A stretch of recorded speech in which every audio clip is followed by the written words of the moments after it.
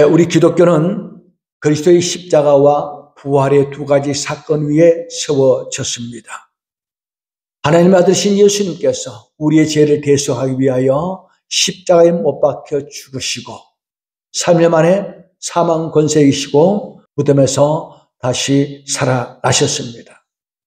예수님께서 십자가에 못 박혀 죽으신 것은 죄는 반드시 심판이 있다는 하나님의 공의를 나타내 보이고 있고, 또 예수님의 부활은 죽음에 대한 승리이며 거짓과 불의에 대한 승리이고 죄에 대한 의의 승리입니다.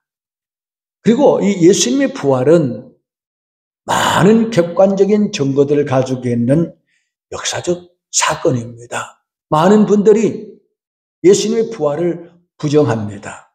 그러나 예수님의 부활은 엄밀한 곳에서 꾸며낸 이야기가 아니라 객관적인 증거를 가지고 있다는 사실입니다. 이를테면은 부활절 아침에 무덤을 찾아갔던 막달라 마리아, 빈 무덤을 보았고 예수를 만났습니다.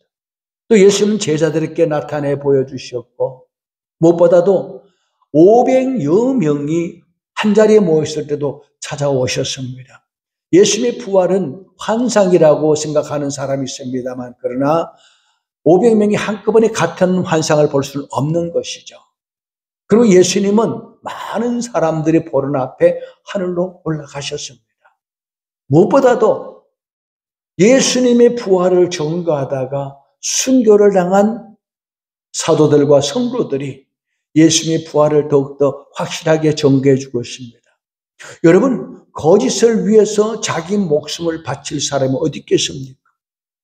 예수 부활이 진실이고 예수 믿는 사람은 죽어도 영원히 산다는 이 진리를 믿었기 때문에, 직접 눈으로 보았기 때문에 그들은 죽음을 두려워하지 않고 목숨을 내걸고 복음을 전했습니다. 특히 예수를 핍박하고 교회를 핍박했던 사울이라는 청년이 부활하신 예수를 만나고 나서 예수님을 전가하기 위해서 온 세계를 뛰어다니면서 복음을 전하다가 순교를 당했다는 사실, 핍박자가 순교를 당했다는 사실은 너무나 예수의 부활이 확실함을 증거해 주고 있습니다.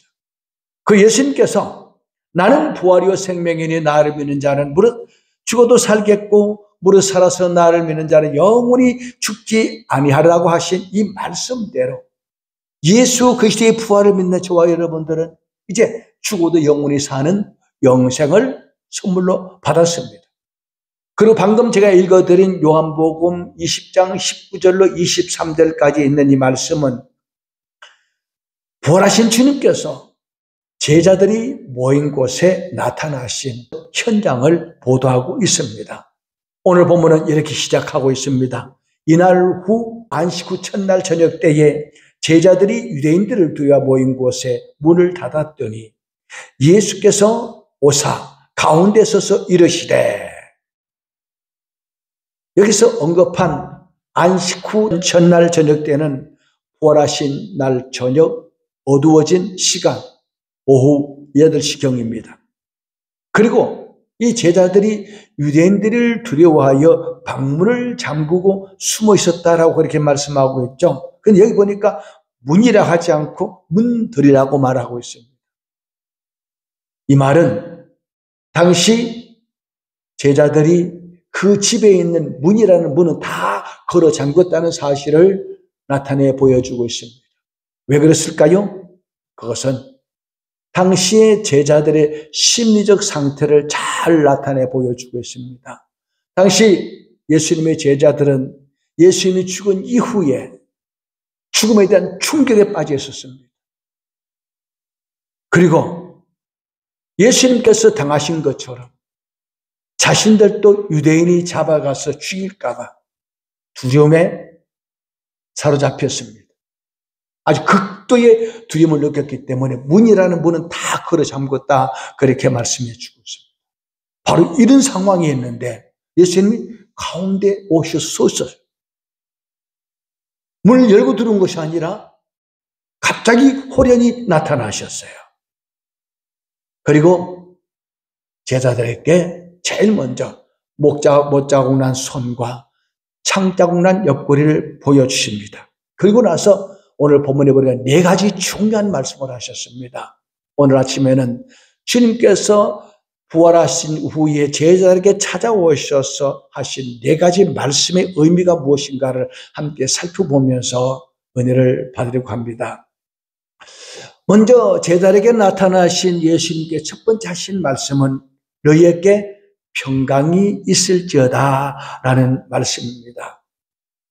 여기서 평강이라는 말은 보통 유대인들이 만날 때 나누는 인사말입니다. 우리는 안녕하세요 라고 하죠. 그리고 미국 사람이나 저 서양 사람들은 morning, hi 뭐 이렇게 인사를 합니다.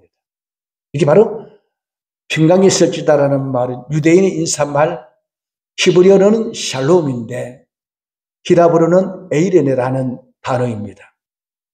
그러니까 이 보통 안녕하세요라는 이 표현인 샬롬, 평강이 있을지어다 하는 이 인사는 보통 우리 사람들이 만나면서 서로 주고받는 그런 차원의 인사가 아닙니다. 안녕하세요, 평안하십시오라는 그 이상의 의미를 가지고 있다는 말입니다. 요한복음 14장 27절에서 예수님께서 말씀하시기를 평안을 너희에게 끼치노니 곧 나의 평안을 너희에게 주노라. 내가 너희에게 주는 것은 세상에 주는 것과 같이 아니하니라 했습니다. 세상에 주는 평안은 어떤 평안입니까? 배부르고 등 따시고 사고 없으면 평안한 것이죠. 주님께 주는 평안은 전통의 평강입니다. 초대교회 성도들은 복음을 전하다가 십자가형을 당하고 짐승들에게 잡아먹히는 고통 중에서도 평안하게 죽었습니다. 이 평안은 죽음을 초월하는 평안이다 하는 그런 말씀입니다. 그 예수님께서 제자들뿐만 아니라 부활하신 후에 나타나실 때마다 거듭거듭해서 반복적으로 샬롬, 너에게 평강이 있을지어다 라는 말씀을 계속하십니다. 이 평강은 바로 예수 그리스도의 구속 사역으로 말미암아 단절되었던 하나님과 우리 사이의 관계가 회복된 데서 오는 그런 평강이다라고 말할 수가 있습니다. 인류성 아담과 하와가 하나님 앞에 범죄한 이후에 인간에게는 평안이 사라졌습니다. 하나님이 금하신 선악과 예면을 따먹고 제일 먼저 찾아온 것이 뭡니까? 두려움이었습니다. 이 두려움은 죄책감에 대한 두려움이기도 하고 죽음에 대한 두려움입니다. 왜요? 이 열매를 먹는 날에는 반드시 죽으려 했거든요. 우리 죽었네. 이 죽음에 대한 두려움, 하나님의 말씀을 거역한 죄책감에 오는 두려움, 이 두려움이 타락한 모든 인류에게 끊임없이 따라다닙니다. 지금 제자들이 왜 유대인이 두려워서 문들을 잠그고 숨어 있습니까? 바로 주님과 단절된 데서 오는 두려움이었습니다. 그러므로 하나님과 단절된 인간에게 가장 필요한 것이 뭡니까? 하나님과 화목하고 평화를 얻는 것이에요. 욥기서 22장 21절에 보면은 욥이 환난 중에 있을 때 찾아온 친구 가운데 한 사람이 뭐라고 말하는가 하면은 너는 하나님과 화목하고 평안하라. 그리하면 네게 복이 임하리라 그랬습니다. 지금 욥이 당하는 환난은 하나님과 균열이 생겼기 때문에, 하나님과 관계가 비뚤어졌기 때문에 고통당한다. 그러니까 이 고통에서 벗어나려면은 하나님과 화목하라. 그리하면 복이 임할 것이다. 그렇게 말씀하셨어요. 그러나 여러분, 타락하여 하나님을 떠난 인생들은 하나님 존재마저 부정합니다. 하나님이 없다고 합니다. 하나님이 없다는 인생들이 어떻게 하나님과 화목할 수 있겠습니까?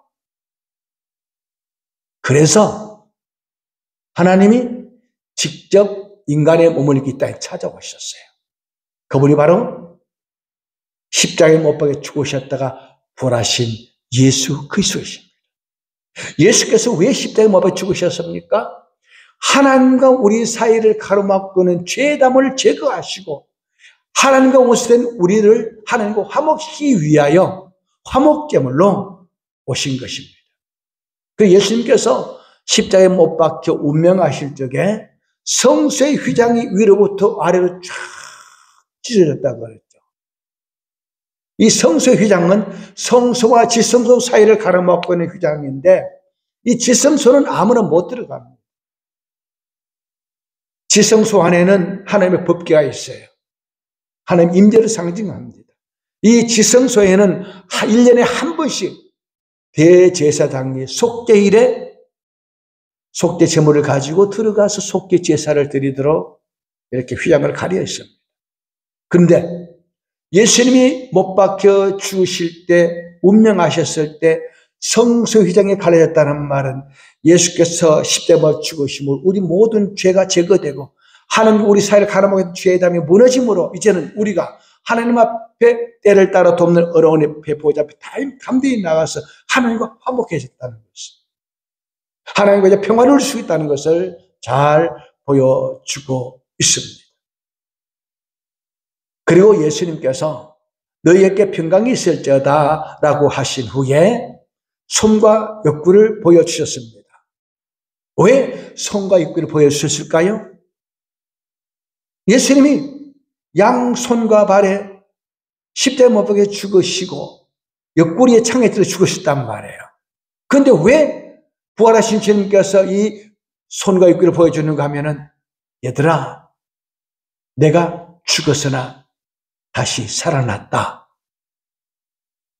예수님이 죽으신 것은 우리 죄를 대신 죽으셨고 부활은 육체적인 부활인 것을 창자국과 못자국을 보여주신 것을 보라.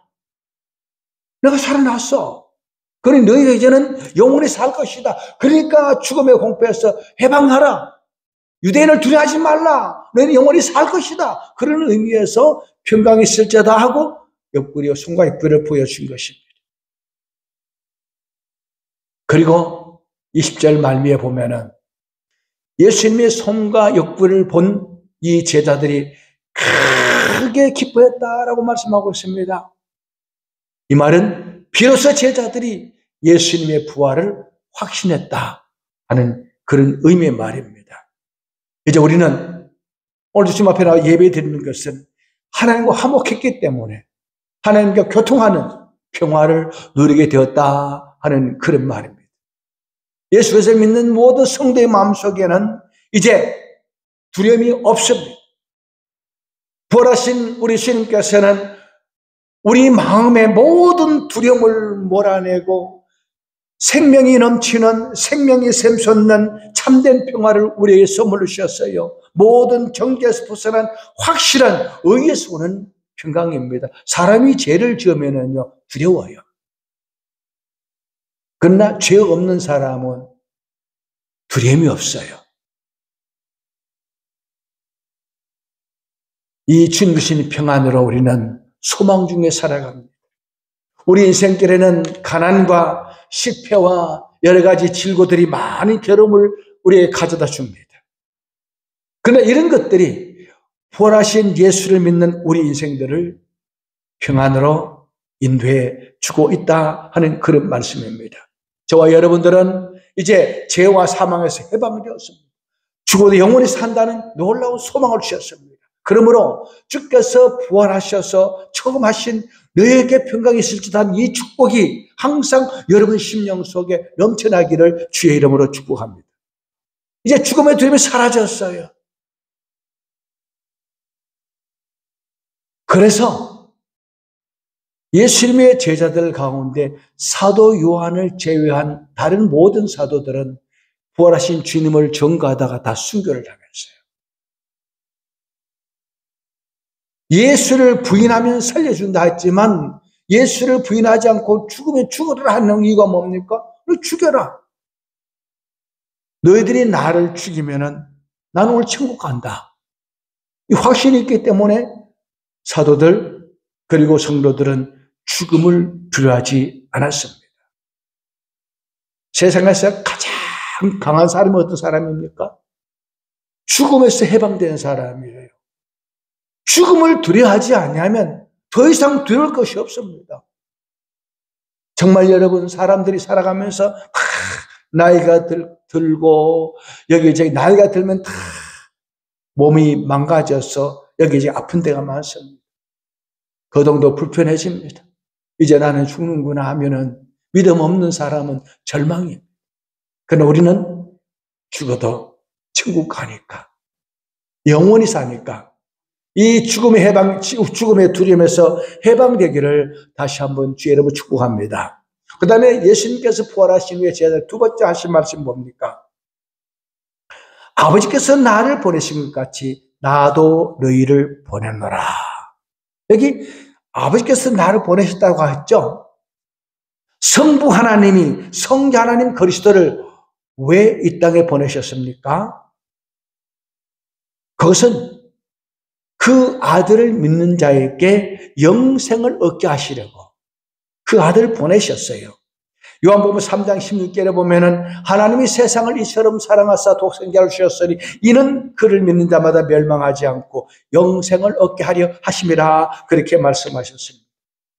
예수님은 우리에게 영원한 생명을 주시기 위해서 우리 죄를 지고 대신 죽으시고 다시 살아나셔서 제자들에게 주께서 이루신 그 구원을 완성하기 위해서 나도 너희를 보낸다 라고 그렇게 말씀하셨습니다.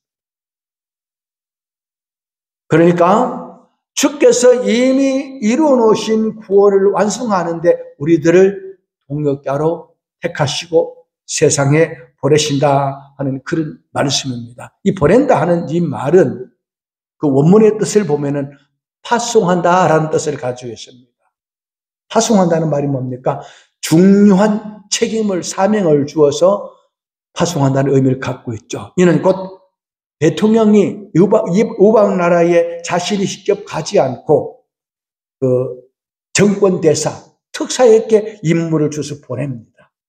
바로 우리를 세상에 보내신다는 말은 우리 만왕의 왕이신 주님께서 우리들을 특별한 사명을 주어서 세상으로 파송한다는 거예요. 근데 대통령이 특사를 보낼 때는요, 그에 상당한 권세를 줍니다. 만약 대통령이 다른 나라에 특사를 보냈는데 그 특사를 환대하는 것은 상대방 대통령을 환대하는 것과 똑같습니다. 반대로 대통령이 파송한 그 특사를 홀대하면은 대통령을 홀대하는 거예요. 그래서 예수께서 말씀하시죠.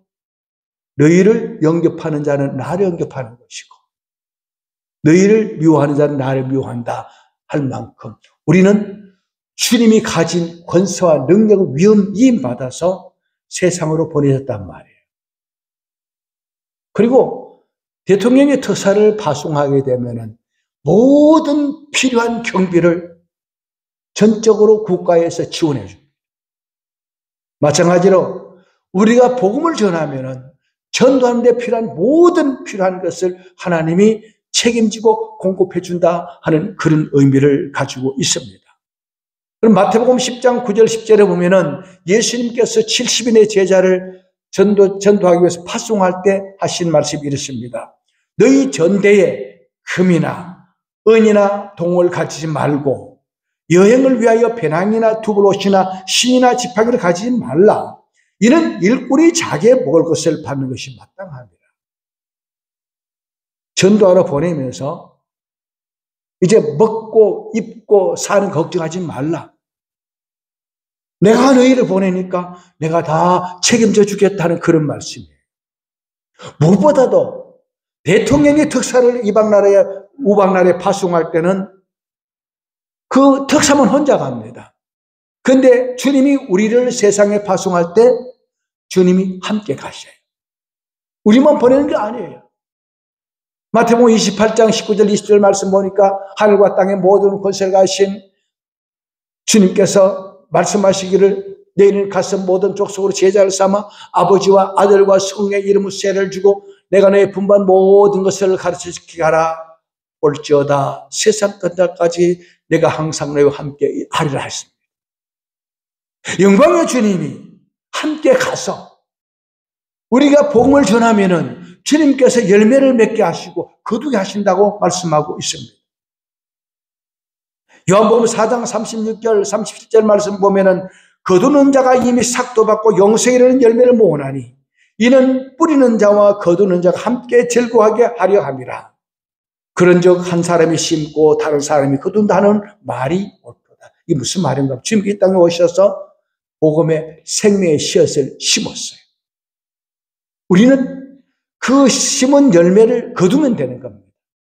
그런데 거두는 것도 우리가 하는 것이 아니고 우리가 가서 복음을 전하면은 열매를 맺게 하시는 분도 하나님이시고 그것을 거두시는 분도 하나님입니다. 그래서 우리를 가르쳐서 뭐랍니까? 추수꾼이라 그러죠. 주님께서 뿌려놓은 복음의 씨앗을 거두는 추수꾼이다. 저와 여러분들은 이제는 주님께서 이미 뿌려놓은 그 열매를 거두기 위해서 보내는데 심는 자나 거두는 자나 상이 동일하다 그랬어요. 우리 주님의 즐거움에 함께 참여하는 상. 이것이 바로 복음 전하는 자에게 주신 특별한 축복인 것을 말씀해 주고 있습니다. 우리 예수님께서 아버지의 보내심을 받아서 우리를 구원하기 위해서 목숨 바쳐 죽승했던 것처럼 이제 주님께서 이루어낸 구원의 복음을 힘써 전해서 이 땅에 하나님의 택한 백성을 불러 모으는 일에 우리가 주님처럼 충성을 다하는 그런 전도인의 사명을 감당하는 우리 모두가 되어야 할 것입니다. 자, 세 번째 주께서 말씀하시기를 숨을 내쉬면서 이러시되 성령을 받으라 했습니다. 자, 왜 숨을 내쉬면서 성령을 받으라 했습니까? 예수님께 숨을 내쉬는 것은 성령은 곧 그리스도의 영이요 하나님의 영이요 우리에게 생명을 주는 바로 생계임을 나타내고 있습니다. 사람이 하나님께서 아담과 하와를 흙으로 만드시고 코에 생기를 불어넣으니 사람이 생명이 되었다라고 말씀하고 있습니다. 생명이 되었다는 말은 살아있는 사람, 영적인 사람이 되었다 하는 그런 말이에요. 그런데 인간이 범죄함으로 하나님의 영이 떠나버렸어요. 죽어버렸어요. 그래서 우리가 성령을 받아야 다시 살아나는 거예요. 근데 예수님께서 여기 부활하신 후에 나타나셔서 숨을 내쉬며 성령을 받으라 말씀하실 때 그때 있던 제자들이 성령을 받은 게 아니에요. 이때 제자들이 성령을 받은 것이 아니고 오순절 성령 강림 때에 비로소 제자들이 성령을 받았고 성령 중생하는 것이 성령 세례입니다. 성령 중생이 따로 있고 성령 세례가 따로 있는 것이 아니에요. 중생하는 그 순간 바로 우리는 성령 세례를 받은 것입니다. 예수님께서 오늘 본문에서 성령을 받으라 했지만 성령을 주신 것이 아닌 것을 사도행전 1장 4절 5절에 그렇게 말합니다. 예루살렘을 떠나지 말고 내게서 들은 바 아버지께서 약속하신 것을 기다리라. 아버지께서 약속하신 건 성령을 기다리라는 거예요. 그때 내가 너에게 성령을 주겠다 하는 그런 말이죠. 여기서 한 가지 중요한 것은 왜 성령을 받아 그럽니까? 예수님이 부활하실지라도 성령 받지 않으면 구원받지 못하는 거예요. 그래서 예수님이 언제 성령을 보내는가? 승천하신 후에 성령을 보냅니다. 그리고 이 성령을 받게 되면은 우리 마음에 구원의 기쁨이 있고 죽음을 두려워하지 않는 마음의 평화를 누릴 수가 있습니다. 그 예수께서 말씀하셨죠? 사도행전 1장 8절에 오직 성령이 너에게 마시면 너희가 권능을 받고 예루살렘과 온 유대와 사마리아 땅까지 이를 내 정인이 되라 말씀하셨습니다. 성령 받으면 권능이 임하게 됩니다. 권능이 임하게 되면 담대하게 복음을 전하면서 하나님의 뜻을 이룰 수가 있다 하는 그런 말입니다. 마지막으로 23절에 보니까 너희가 네 죄든지 사하면 사하여질 것이요 네 죄든지 그대로 두면 그대로 있으리라 말씀하십니다. 이 말씀은 우리에게 죄를 사하는 권세를 주었다는 말이 아닙니다. 이게 전도의 중요성을 말씀해 주고 있습니다. 죄를 사하는 권세는 오직 아버지와 아들에게만 있습니다. 따라서 네 죄든지 사하면 사해질 것이요 네 죄든지 그대로 두면 그대로 있으라는 이 말씀은 너희가 복음을 전해서 그들이 회개하고 믿으면 죄사함을 받고 구원 얻게 되지만 만일 너희들이 복음을 전하지 않으면 사람들이 그 죄 가운데 멸망을 받게 될 것이다. 그리고 대신 복음을 전하지 않는 너희들에게 책임이 있다 하는 그런 의미로 말씀하셨습니다. 그러니까 이 전도가 얼마나 중요합니까? 이 세상 모든 사람 다 죄인입니다. 이 죄 가운데 다 심판을 받게 됩니다. 심판이 뭡니까? 지옥 가는 거예요. 그런데 우리가 가서 예수 믿으십시오. 구원받으십시오. 복음을 전하면 그들이 하나님께서 마음을 열어 복음을 믿음으로 받아들이면 그들도 성령을 받게 되고 구원을 받게 되는데, 복음을 듣지 아니하면, 전하는 사람이 없으면 들을 수가 없고, 듣지 아니하면 믿지 못하니까 그들은 죄 가운데 멸망을 받는 거예요. 그러니까 이 전도가 얼마나 중요합니까? 사람들이 지금 죄 가운데 멸망길로 가고 있는데 그 길은 위험한 길입니다. 지옥 가는 길입니다. 예수 믿고 구원받으십시오. 전도하지 않고 그냥 내버려 두는 것은 불 속에 빠진 사람을 어떻게 죽는가 구경하는 것과 똑같은 거예요. 그러니까 전도하지 않는 죄가 얼마나 무서운가를 가르쳐주고 있습니다. 그래서 사도 바울은 열심히 복음을 전하고도 그는 이렇게 말합니다. 내가 복음을 전할지라도 자랑치 못할 것은 내가 부득불 할 일임이라. 만일 내가 복음을 전하지 아니하면은 내게 화가 있을 것이다 그랬습니다. 반드시 복음 전하지 않는 책임을 우리에게 묻는다 그렇게 말씀하셨거든요. 자, 말씀을 마치겠습니다. 오늘 부활절 아침에 우리 주님께서 제자들에게 찾아오셔서 하신 4가지 말씀을 우리가 받았습니다. 예수님은 우리 죄를 대속하기 위해서 십자가에 못 박혀 죽으시고 무덤에 장사되셨다가 3일 만에 사망 권세에 이기시고 다시 부활하심으로 하나님과 우리 사이를 가로막고 있는 죄의 담을 허시고 우리에게 영원한 생명을 주셨고 하나님과 평화를 누리게 하셨습니다. 우리의 성령을 보내서 거듭나게 하셨고 영생을 얻게 하셨습니다. 이제 우리는 죄와 사망의 두려움에서 벗어나서 하나님 주신 평화를 누리면서 무엇보다도 아버지께서 나를 보내신 같이 나도 너를 보낸다는 이 주님의 마지막 사명을 생각하면서 때를 얻든지 못 얻든지 열심히 전도해서 많은 사람들을 구원을 얻게 하는 이 전도인의 사명을 잘 감당할 수 있는 저와 여러분 되시기를 주의 이름으로 축복합니다.